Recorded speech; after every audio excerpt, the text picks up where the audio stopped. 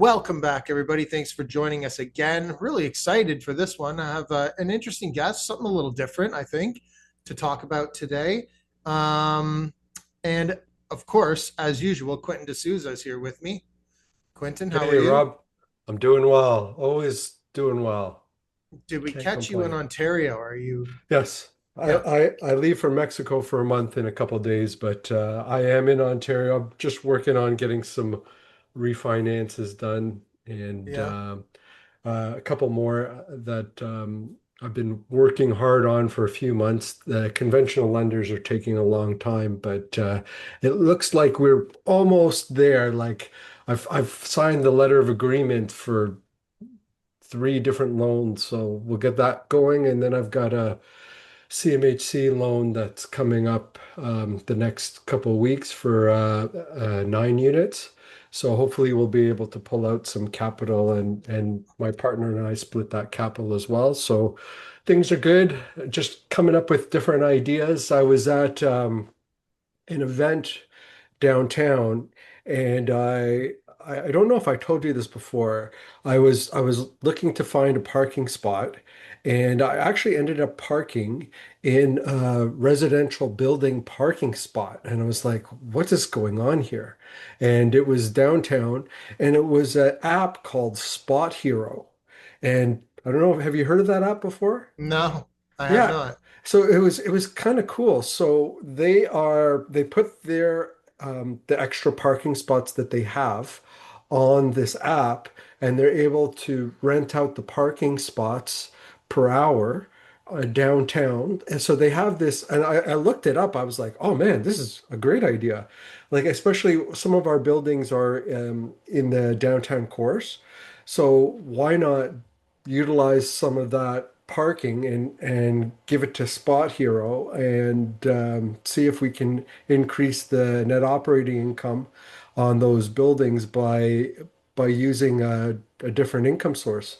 Anyways, it was something that I ran into the last couple of weeks. I'm always thinking about this stuff because I have to. It's my job, right? So it is really I'm starting to do some interesting stuff around it. So if any of our listeners know about Spot Hero or have any contacts for Spot Hero other than what's on the website, please reach out to me. I'd love to chat. Oh, very cool. So you ended up finding, how easy was it when you used But it? This is, by the way, we're not sponsored by these guys or no, anything like no, that. no. I am actually just genuinely curious Yeah. because everyone knows that parking in Toronto absolutely sucks. So it absolutely sucks for truck drivers like me. So I drive a 250 like Silverado. It's a big 2000 sorry, it's 2500. So it's a big truck. It's probably 7 feet tall. So I can't park underneath like a parking garage. So I'm looking for spots that are ground parking. So for Yeah. me, it was awesome. I loved it. And it was really easy. I just downloaded the app like every other parking app that's out there, used it the same way, had the same sort of experience. Parking is going to expire in 10 minutes, please. Anyways, it was great. I love that, coming. I love looking at stuff, and then from the eyes of my business, I try to pull it in and see how I may be able to use this for ourselves. So it's pretty cool. Yeah, yeah. And just real quick, you mentioned and you've been mentioning for the last, well, quite like probably 6 months anyways that you've been working on. I'm sure it's longer, but these refis. And I know Yeah. you're going to be able to do pretty significant things after everything goes through. Do you have any plans? Right now, what I want to do is I want to maintain my liquidity. So I'm going to take those funds and keep them liquid. I would love this year, I'm looking to purchase three or four more buildings. I think we're at the time where it makes the most sense for me to do that. So I am looking in the Durham region, even Northumberland, for some new apartment buildings. So anybody out there who wants to sell something, feel free to give me a call. This is in Ontario, right? So in the Durham region and Northumberland area, that's where I like to focus because we already have like my just my local property management, we have 100 and I think about 130 units altogether, just around here. So I want to kind of expand on that. So three or four more buildings would be good. Right now we have, 25 apartment buildings across Ontario. So, it's just gonna, I just see that scaling and growing. But right now, that's my plans for the next 12 months. Aside from, travel, I want to increase my cash flow in different areas. So last year I did four months of travel. This year I'd like to do at least that because so I do these, okay, I'm going off in a little bit here, but I do these 20-year goals. So I write down plans, and these plans I did 8 years ago. And I do them in different areas of my life. So business and finance, health, all of those areas. And what's been really interesting is that I've been able to achieve about 80% of my 20-year goals in the last 8 years. And some of those goals were like health related. Remember, like 8 years ago, I was 330 pounds. And, one of my goals was to run a marathon and be like at, 200 pounds. Well, that wasn't going to happen at 330 pounds, but I was able to get there over that time period and do those things. So it's been pretty cool. So this year, I've had to redo all my big goals. I set new 10-year goals.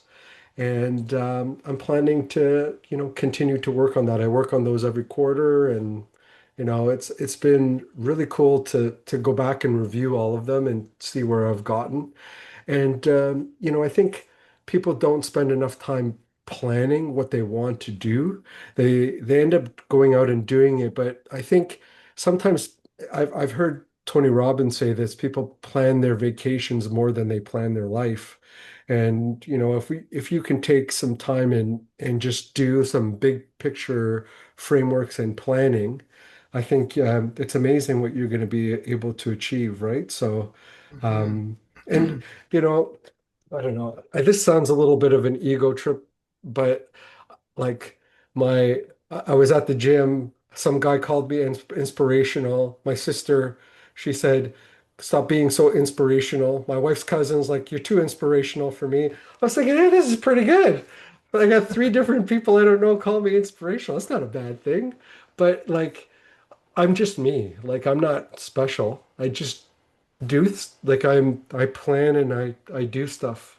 Anybody can do it. So it's just about taking the time, right? Well, I And think one of the things that probably holds a lot of people back, um, from even wanting to set goals like that is because, let's be honest, people in your family and your friends, they don't want you to be doing big goals and big things. There's a lot of them that don't.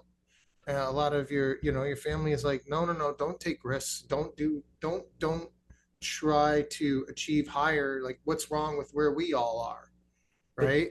certainly it can be like that. My mom was kind of like that at the time because I wanted to leave my job as a teacher and go into this real estate business full time. This was back in 2012, and for her, I had got my master's and spent all this time doing it. She's like, "Why are you throwing this all away?"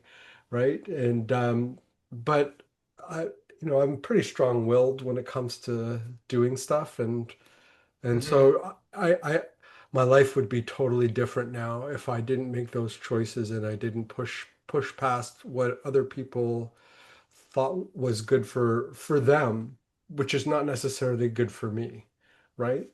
So Exactly. Thank you, Quentin.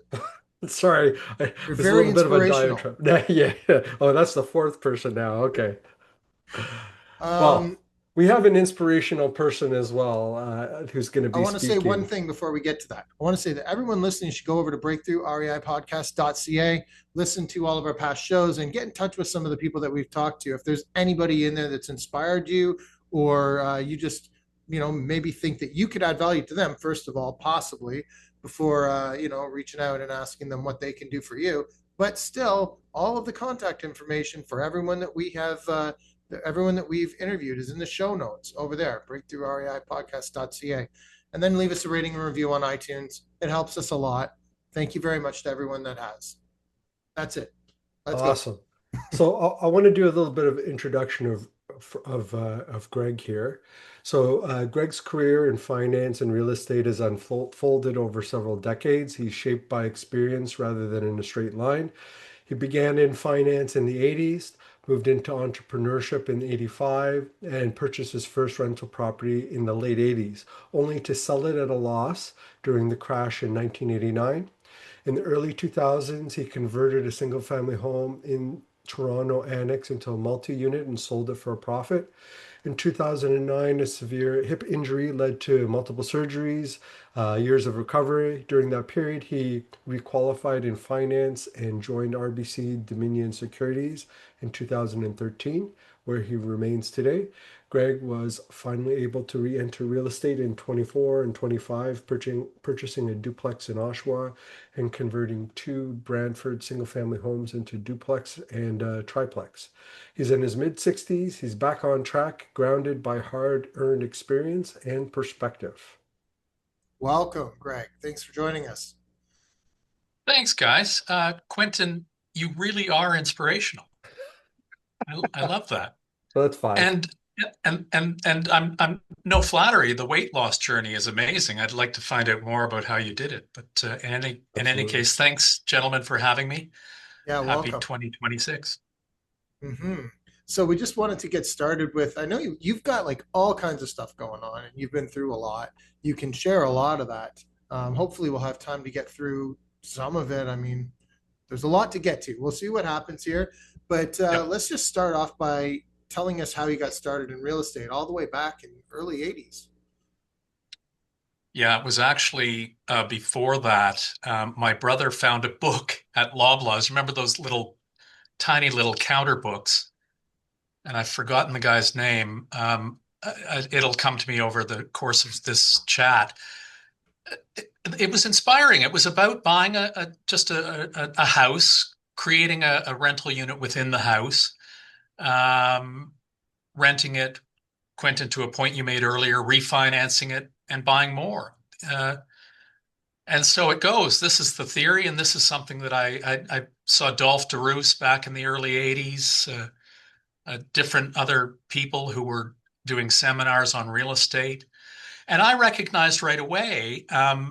So just to back up a little bit, I did the strong vocational study in high school in the 70s, and it said two things. I was slated to become a successful florist or a public speaker.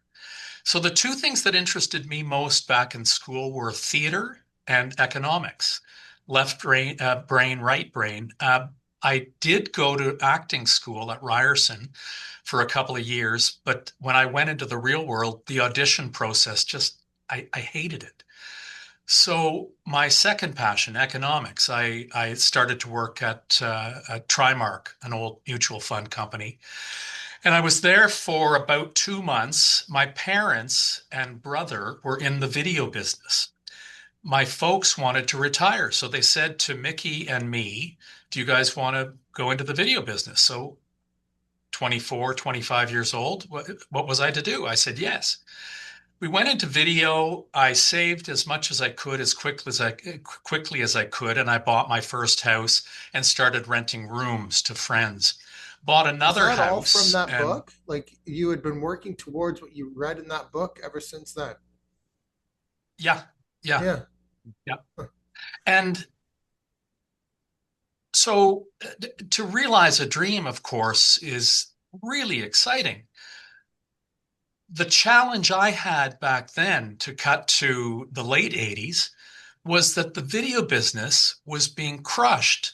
The independents, we were a store called Video File, and we had two locations, but a jumbo video opened on one side, a blockbuster opened on the other side.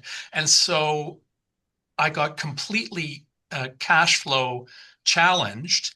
And also, uh, it didn't help that the real estate market crashed in the late 80s. So cash crunch, not being able to hold on, and being forced to sell at a loss. My financial background, taught me that cash flow is absolutely critical.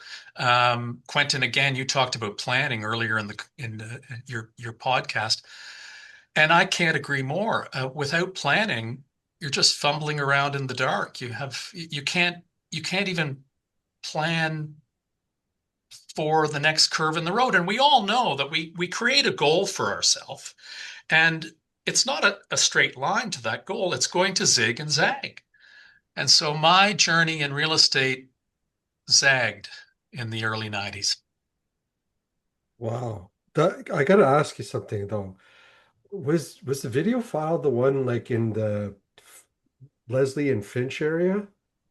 Yeah, that was one of our stores, Finch and Victoria Park. The other one was Leslie and Shepherd.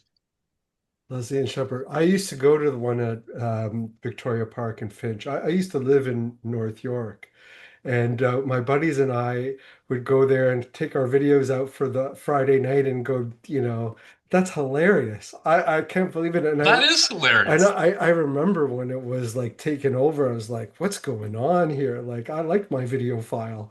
Like, anyway, sorry. I had to say, like, Thank, I remember thanks, going to Quentin. video Yeah. file. We love the business. Just as an aside, very few people came into a video store back then in a bad mood. You were excited. It was a night out. You're looking for movies, and we had a huge library, and it was fun while it lasted. Yeah, it was great. I loved it. So sorry, I just I couldn't believe it. I because when you said video file, I'm like, wait a minute, I remember like going to a video file store. So, anyways, that's how old I One am too. one thing about positivity that I'll never forget is a lady came into the store one day and said, "Do you have the book Think and Grow Rich?" And I said, "This is a video store, ma'am. No, we don't." But I leaned over and I jotted down the name of that book, and this metaphysical reality came into my world then. Just Wow. positive thinking. I was always a positive thinker.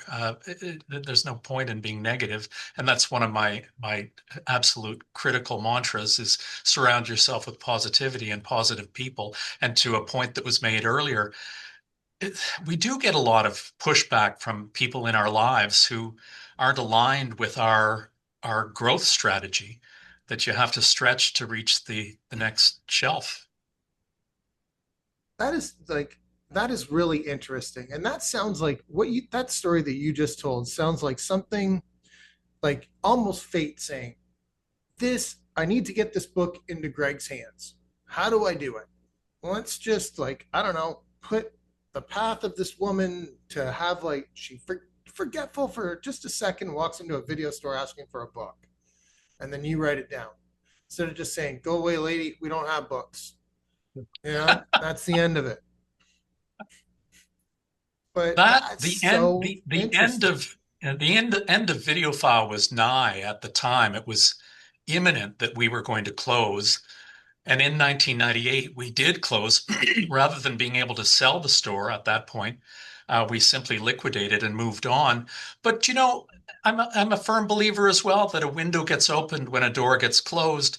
And that window was we had met some people in the encryption software business, and they were looking for a foothold in Canada. And through personal contacts, they allowed us to represent their product, and it was a great success. We made a quite a bit of money, and I was able to. You mentioned earlier, Quentin, the property in the annex. My wife and I had just had our son, and I saw an ad in a newspaper back in the day when they were around, saying there was an open house at this property in the annex. We lived in Moore Park at the time. We headed downtown. The open house was over, but it's this beautiful big Victorian 102 Madison Avenue, and I just stood in front of it going, "Holy, you know what? This place is amazing." It was a single family home. 7,000 squares. Wow. I walk into the backyard and this person charges out on the porch and goes, "What the hell are you doing in our backyard?" And I said, "Oh my God, I'm so sorry. We saw the ad for the open house and we just came down. My wife and son are in the car.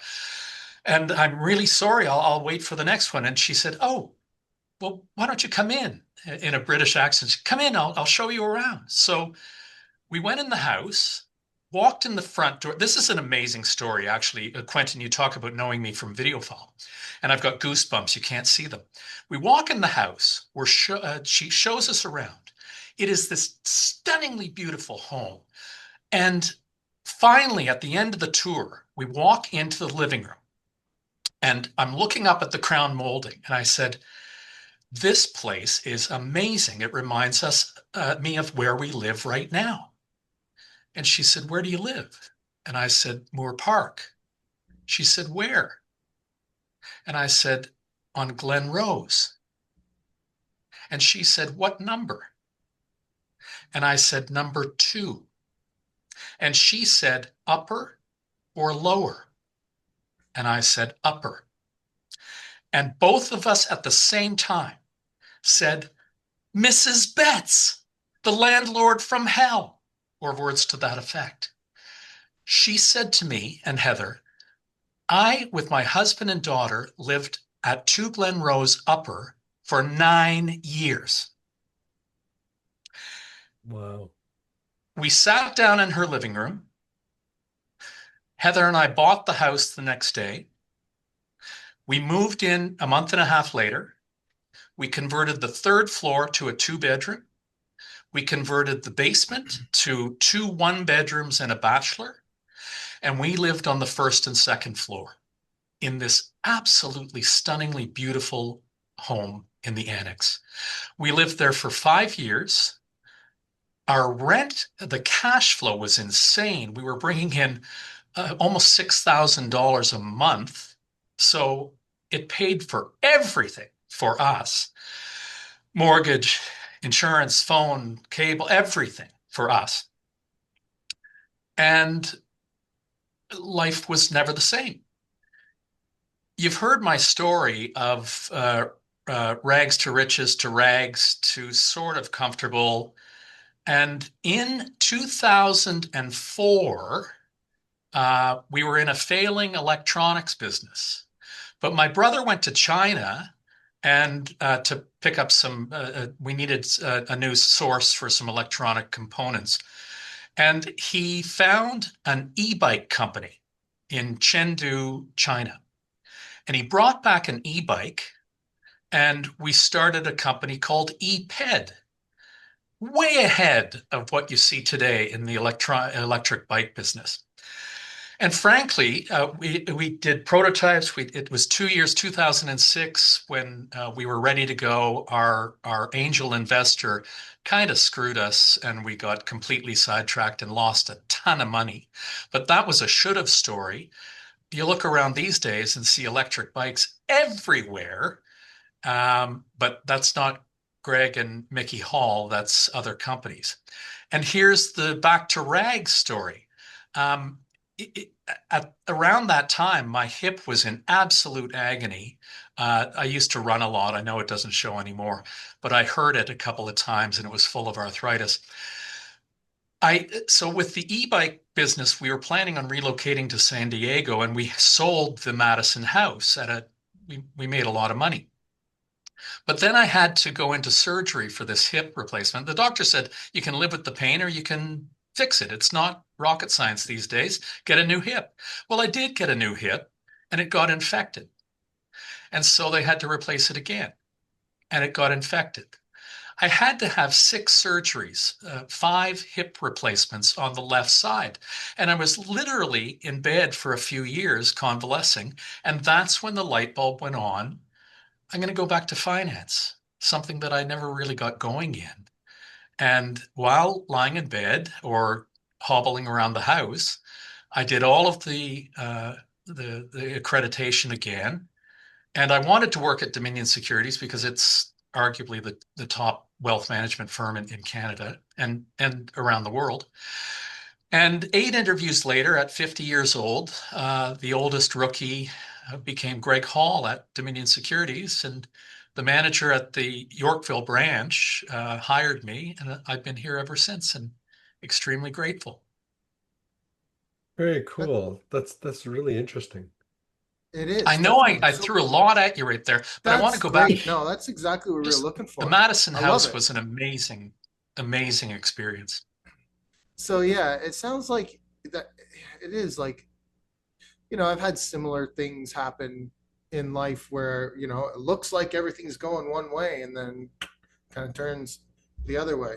Um, but that sounds interesting. So you guys were going to go to San Francisco, you said, San Diego. San Diego, and continue the bike thing. Yeah, I think like That's right. actually just the all the electric bike companies that I've heard of are out of San Diego, I think. Well, and again, not patting us too much on the back, it's just a unique area. And our plan was to embed ourselves in university, plural, do presentations. We had aligned ourselves with a credit card company, and the first we were going to put a credit card in the hands of the university students, and the first purchase would be EPED, that getting them an electric bike. So the Capital One credit card and the $1,500 purchase of the EPED would go on the card. They get the credit card. Capital One gets the business. They would have been one of our sponsors, and off we go. But yeah, our investor was a little bit greedy, and everything fell apart. Can I ask Interesting. you something? The property that you purchased in the early 80s that you lost in 89, what do you think happened there? Like, was it that you just bought it for too much, or it didn't cash flow, or was it just like a personal residence type of thing? It was a personal residence, one of them, and I rented rooms to people, and it cash flowed beautifully. Um, the other property was a straight rental, and it was a house as opposed to a multiplex. And one thing I've learned is always multiplex, unless there's a very specific reason not to. Multiplex is key. Why? Because if it's a duplex and you have one unit empty, well, you still have 50% occupancy, right? But Quentin, the challenge for me was the downturn in the market and the downturn in the video business specifically. We Oh, so we you're were forced to sell. involved. I was forced to sell. Gotcha. I did Okay. not want to sell. My old rule is the Duddy Kravitz rule. Buy, buy real estate. And you never sell unless you absolutely have to. Or again, if you are graduating to some other um, idea or direction in real estate, absolutely sell. But I'm a believer in refinance as opposed to sell. Right. And then you went back in 2024 and 25 to That's buy right. again. But so Yeah. why? Why did you decide to re-enter at that time? To my wife's chagrin, I am well, look, I am an investment advisor. I am a portfolio manager. I am in finance. I help people with their wealth management day in and day out. And you mentioned planning. I'm a planner, but I'm not so people create true wealth in two ways. The first, in my opinion, is being in your own business and Yeah. having a successful business. Most people can't or don't want to be in their own business. Yeah. So we invest in other people's businesses, whether it's Amazon or whatever the case might be. We have public markets, and I'm a firm believer in them. Second, wealth is created, in my opinion, through real estate. Okay, yeah, there's wealth creation in inheritance and the lottery, but these can't be counted on. Again, back to planning. We can plan real estate and we can plan investment in businesses. And it's to me, it's a 50-50. It's not exact, but you should have about 50% of your assets in each one. more or less as time goes by. As you get older, you want dividend streams, and sometimes real estate isn't set up to create an annuity. Uh, it can be, in other words, the you don't refinance quite as much, and you allow a more positive cash flow to put some cash in your jeans at the end of the week, month, or year. But yeah, to your question regarding these new properties, I was finally at a point where I could afford to do so. Heather, my wife, said, "No, we're great. Just keep doing what you're doing." But that's not Greg. I am, as I say, a firm believer in the power of real estate and the power that it offers, leverage wise. So, summer of 2023, I started looking at real estate. We just come out of a terrible 2022, a terrible year in the stock market. The real estate market was still looking pretty good. Certainly not the COVID gains that it had seen. I had looked at a couple of properties that were somewhat stressed. Um, Anyway, in 2024, the summer, a real estate agent I work with, and we've talked about him, Louis Bradica, great guy, um, came to me and said, "Greg, I think I found something for you."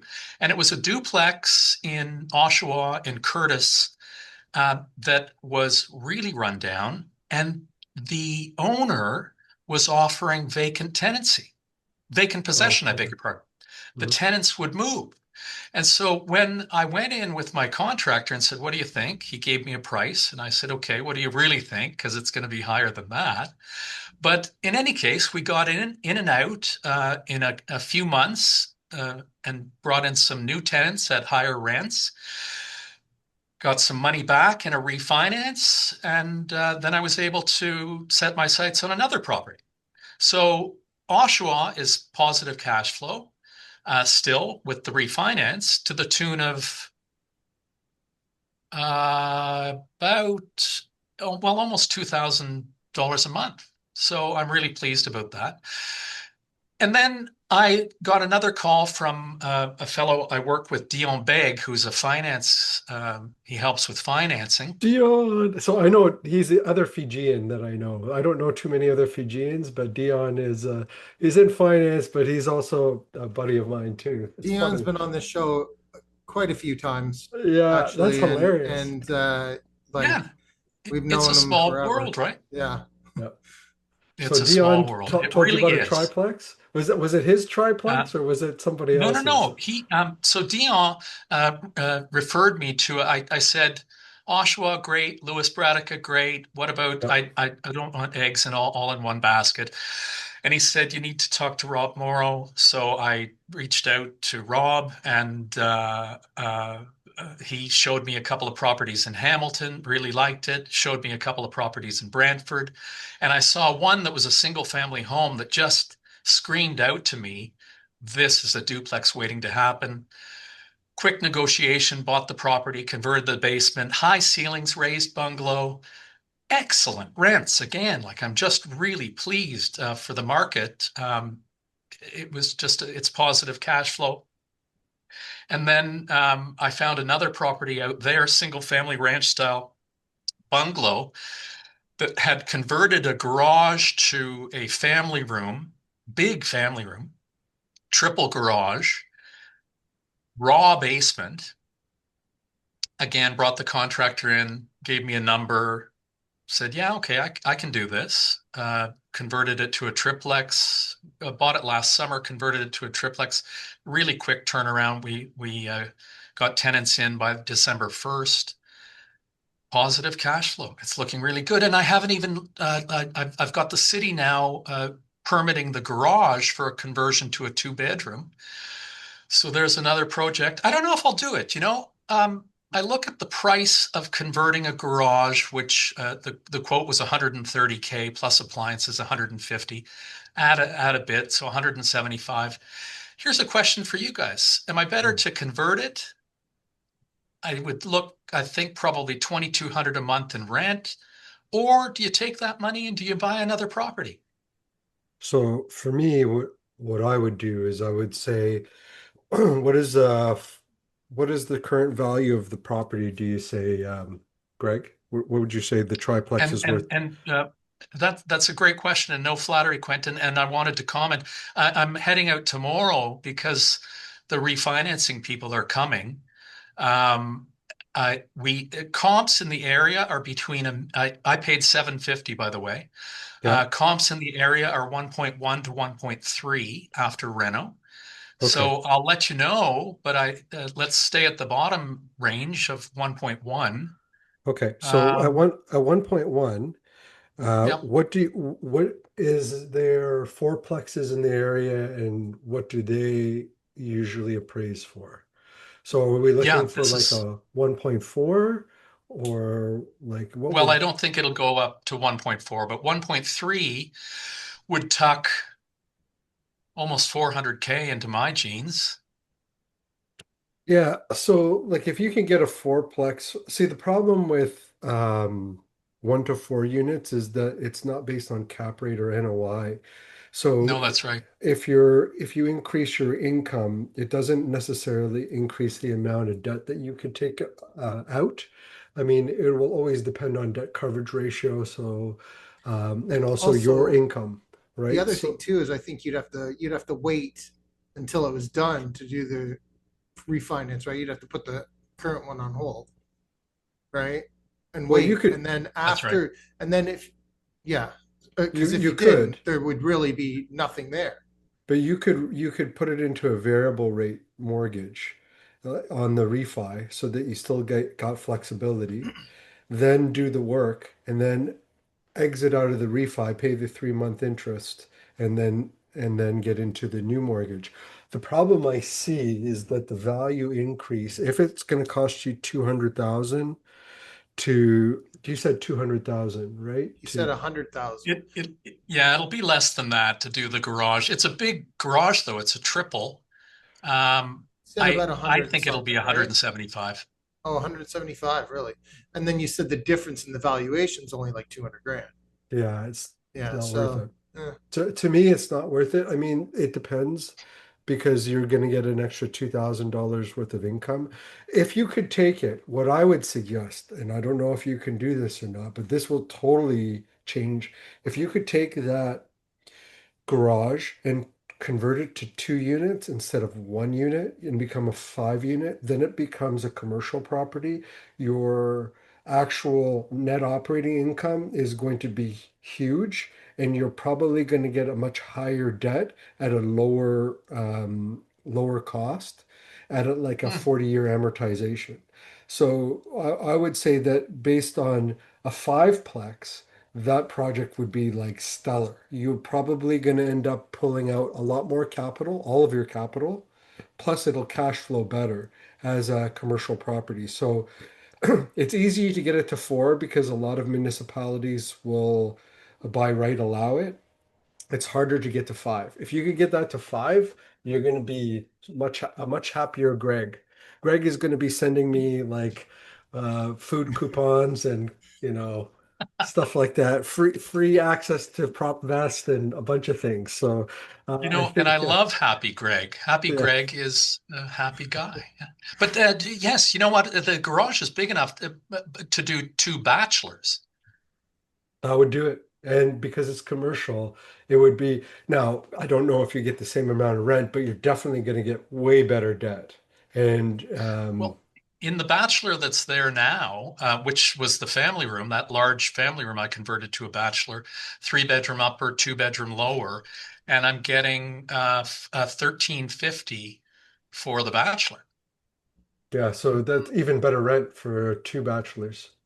Yeah, wow. So yeah, that would be really good. I think if you were looking to do that, you'd be much better off. thank you. That's great advice. Appreciate Well, it. now we need to move on and talk about your this thing that you've uh, created, Prop Vest. It's like a property valuation tool, right? Yeah, it's well, um, it PropVest is a tool that gives you a thumbs up or a thumbs down. Yeah, it does give you a thumb sideways as well on whether it's worthwhile pursuing a property. So back in summer of 2024, I was looking at properties, and I have the spreadsheets that I use, calculating cap rate. Uh, I do use debt coverage ratio as well. But what I was looking for is a tool that I could plug in the numbers quickly.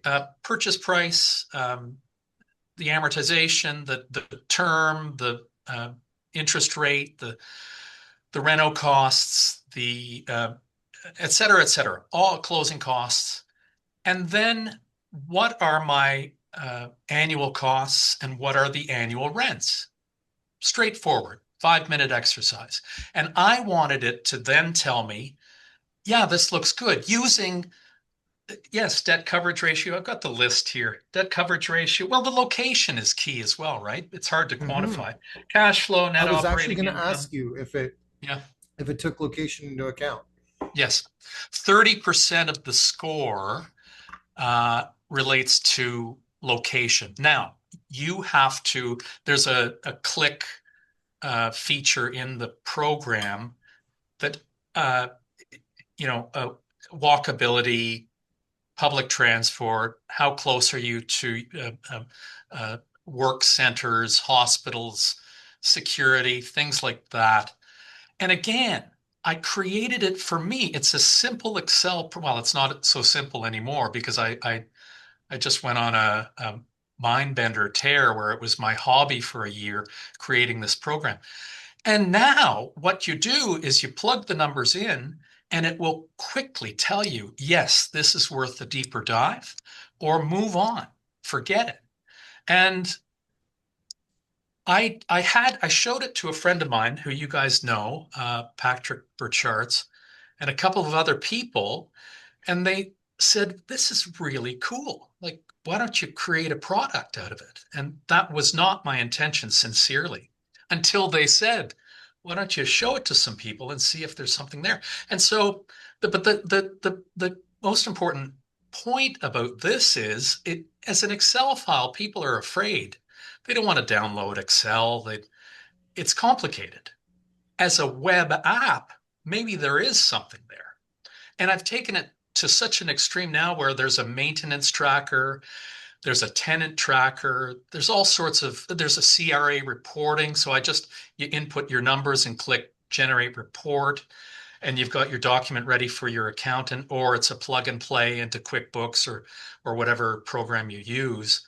So it's evolved. But the point is, as an Excel file, I'm not sure it'll fly. And so I'd love to show it to you guys and some of your listeners, and not for a sale, but to try and get some feedback on, if this was online, would you spend 10, 15, $20 a month?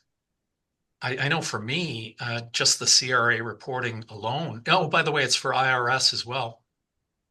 But just the accounting package alone, we all know it can be a burden, let me put it that way, at reporting time. It must be for you, Quentin, with so much real estate. It's okay. It's a I challenge. have an Sure, accountant. he's I have a I'm sure he's bookkeeper. right in the middle of that pool. Yeah, no, but you know what? Like we have team members that we hire to do that, right? So Yeah. with the size of our stuff. But it sounds great, and I think there's a missing middle piece for people who are like have a smaller portfolio or just getting started. Like I think that there's a missing piece for them for sure, Hmm. and also just like if they're just starting out, being able to analyze because there's lots of different analyzers out there, right? There So is. it's That's what good I was that going you're to able to say, and do it's very that. confusing to go through them, and especially it's very important to have something that's if you're in Canada and you're buying Canadian properties in Canada, it's important that it focuses on that. Very much so. Yeah, Yeah, and that's I think for I geared it again. It was for me, so it's 1 to 50 doors. My goal before I pack it in on head to the other side of the dirt is 50 properties, and you can track as many as you want, and it's a if I do say so myself, it's a really cool little program. And by the way, for your listeners, I'm happy to send it to you. You can use it and put it through the grinder. I've got an installer, so you'll have. I think I've set it to 100 days to kind of go through it and plug some Mhm. numbers in, and then it'll shut off. But you'll by then have an idea of whether you like it or not. And honestly, I'm just looking for feedback. Should I bother going into another business or just stick with what I'm doing? And What's the best way to go about doing this? Just do you have a specific link we can put in the show notes that people can get the installer from, or how do we do this? well, they can send Greg at propvestiq.com. They can send me a note, Okay. or um, they can go to propvestiq.com, www.propvestiq.com, and I think there's a contact me link there. You'll see that it's for sale. I candidly, I haven't sold any. It's just been up for a month or so, but I guess if I spent some money in Google Ads, maybe it would. But I really would like the feedback as opposed to a sale. Anyone who reaches out and they say they listen to your podcast, I'll send it to them for free. Okay. That's great. So where do they go here? Where do they go? Propvest-iq.com. No, Yeah, I'm in there now. I'm just PropVest. trying to, I want to tell people exactly what to hit when they're here, Yeah, what to click on. www.propvestiq.com. Propvestiq.com. And then And you Perfect. give even them there, you'll get a installer glimpse of what it's instructions, or all what do about. they hit when they're there? Oh, I beg your pardon. Um, you know what, I'd go through each of the tabs and get an idea of what the program's all about. And then I think there's a contact us uh, link. If they don't want to do that, then Greg at propvestiq.com and I'll send it to them. Yeah, you know what? Let's just have them do that. Go to Okay, your email, go to Greg's email, and he'll send you the free link. that's right. By the way, I'll mention this as well in my role as an advisor. I created a file, again, an Excel file for Heather and me long before I was back in finance, and I called it the Life File. And what is it? It's a cash flow analysis tool, as well as a life organizer. And I'll send it to you two. Um, you input the numbers, what's coming in, what's going out, and it will tell you if you're positive or negative. That's pretty straightforward. But then also you can plug in what you're going to save over the years, whether it's $1 or whether it's more. And as well, the three of us know, and most of your listeners know, that cash flow is absolutely critical. Positive cash flow, in other words. My point is this: it's just a tool that they'll find useful in organizing their life. And I use it now with clients. The first thing I do is take them through the life file, and we do a cash flow analysis to see where they're at today. And then we can take a look down the road where you'll be at in 2, 5, 10, 25 years from now. That's Beautiful. Yeah, awesome. send it over to Appreciate us. it. That'd be great. I, Um, I I have one story I have to share okay. with about video file. So I have to share it because do you know the beside video file was a beer store, right? Yeah, Yeah. yes. So me and my buddies, we were 17. We send my guy my our one buddy who's 6'7" in to the beer store. So we grabbed the beer from the beer store. We got our videos from the video store. We're 17, right? So we end up walking back to my buddy's place. He's got a case of beer on his shoulder, 6'7", and we're walking beside him. We don't look as old as he does. We get stopped by the police at 17. They pull us over and like we weren't in a car, we were walking along and we were anyways, they stopped us And then they made us pour out half the beer, and then they took the other half and they put it in their trunk. Now, I don't know about Oh, that's you, but hilarious. I don't think that beer ended up going in, like, being Evidence poured out. locker. Yeah, Still in yeah, the evidence locker, Quentin. yeah. That's that's my video file story. Oh, Sorry, it was hilarious. I had to oh, share it. that's It classic. barely has anything to do with video file, if you want to be honest. I know, That's I just a know. Quentin story. Thank you for I that. love it. Love it. So I You, guess I'm trying to put myself back into a 17-year-old shoes. It's very, very sad to have to dump out beer. it was because it was Yeah. hard to come by at that time. Okay. All right. So No, we wanted to ask you, I guess, what's next? What's next for you? Well, and you guys do know, it is kind of contingent um, for 2026 plan, how the refinancing goes tomorrow. And based on it, I'm already looking at properties, and I do want to go above 5 units for a lot of reasons, but primarily my thinking is I don't want to go so big that I have elevators or huge common areas, but I'd like to get to the point where I'm buying uh, 5, 6, 7, 12 plexes with minimal common area.